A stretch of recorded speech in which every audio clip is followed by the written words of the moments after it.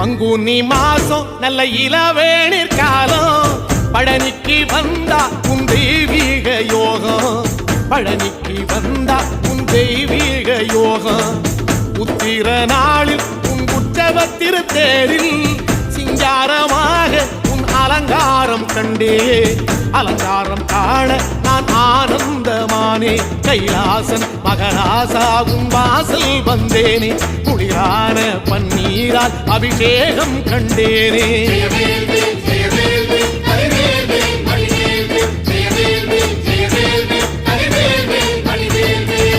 தென்பழனி தேடி உன் தென்பழனி தேடி